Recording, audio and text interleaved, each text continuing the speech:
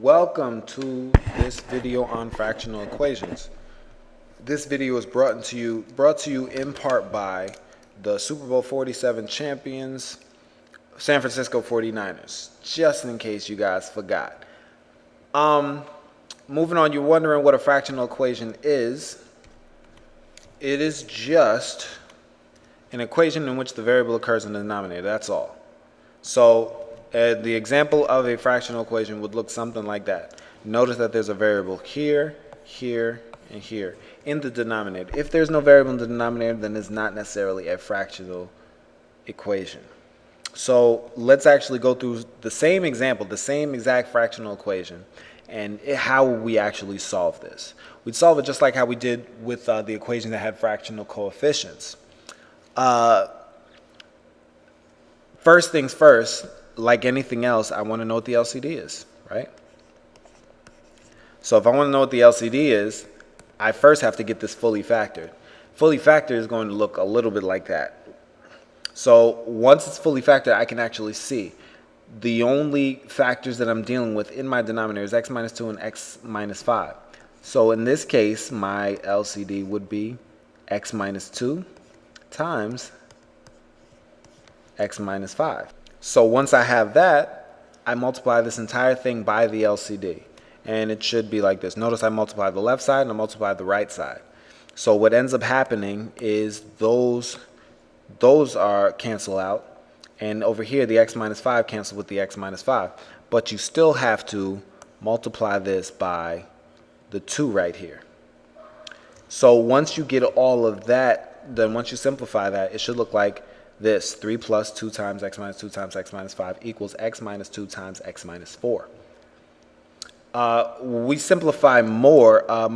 What we should do is you should FOIL that and FOIL that, just so we can get it better simplified.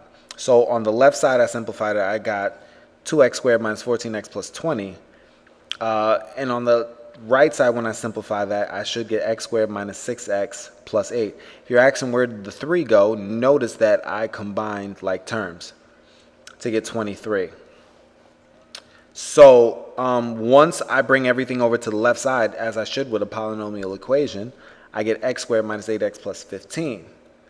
And you factor that. Once you factor that, you should get that x equals 3 or x equals 5. Now, look at x equals 5, though. If I plug that in for x in the original equation, like say here, I'm going to get a 0 in my denominator. The same thing will happen here. So it doesn't work in my original equation. So since it does not work in my original equation, we don't want that here. So that means that the solution is just 3. We just have 3. What 5 is in this case is an extraneous root, or what we call an extraneous root. Now, the book would tell you that an extraneous root is a root of the transformed equation that is not a root of the original equations. That to me is a little difficult. It's not as obvious as what an extraneous root is. All you have to know is that extraneous root is just, and it's a solution that will put a 0 in your denominator, period. So since this happens, we have to be mindful of the actual solutions we get. So you always must check each root that you get for your solution inside the original equation and see if it works. If it does not work, then it is what we call extraneous, and you have to indicate that. So with that, let's move on to an example. This example right here. First off, with this problem right here, let's get this fully factored. And once we get this fully factored, we'll be able to work from there. So if, in fact, this is fully factored, we have 12 over t plus 2 and t minus 2. Let's get that over there. All right, and this part is going to be 3 over t minus 2. And this is going to equal negative 1.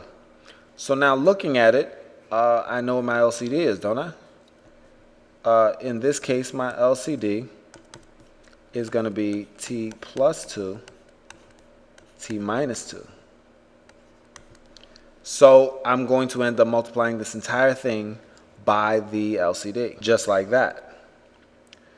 And notice what happens here. These cancel out with that, and it cancels that t minus 2, and I'm still multiplying by t plus 2. And this is still multiplying by this whole negative 1 over here. So since it's multiplying by that whole negative 1, I should end up with 12 minus 3 times t plus 2 equals negative t plus 2 t minus 2. Simplify it a little bit more, and you should have 12 minus 3t minus 6 equals negative t squared minus 4. Simplify it even more than that, then you should end up with negative 3t plus 6 equals negative t squared plus 4. Now let me shift everything over to the left side. If I do that, then that's going to simplify even more to t squared minus 3t plus 2 equals 0. So if in fact that's the case, let's factor this. I factored this to be t minus 1 t minus 2 equals 0. And from here, that would tell me that t equals 1 or t equals 2 based off of that. Now, since we have our two roots, we have to find out which ones work in the original equation. Notice for t equals 2, if we plug that in, that's going to give us a 0 in our denominator. So can't deal with that. But if we plug 1 in, it doesn't matter where we plug 1 in, we're going to be all right. So that means that your solution set in this case would just be 1. As I said before, make sure that you check to make sure everything is all right. And with this, we're done. We have our solution. We're good to go. What I want you to do now is I want you to try this one on your own just to see if, in fact, you got the hang of it. So pause the video and do this problem, and then unpause the video to see what my solution is. So go ahead and pause the video like now.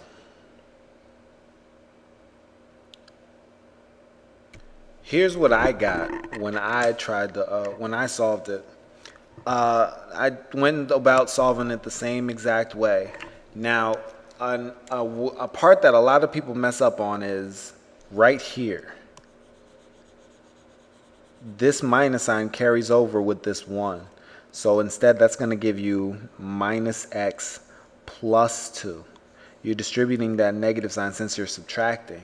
So when you go through it, you should get down to x squared minus x minus 12 when you're all said and done to get these two roots right here.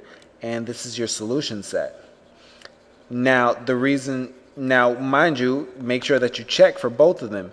If I plug negative 3 into the original equation, I'm fine. I won't get a 0 in my denominator. The same thing with 4. If I plug 4 in here, that's going to be 16 minus 4, which is not a 0. So that means we don't have any extraneous roots. So that means both solutions are part of my solution set. So that concludes this video, and I will see you in class to do some work on it.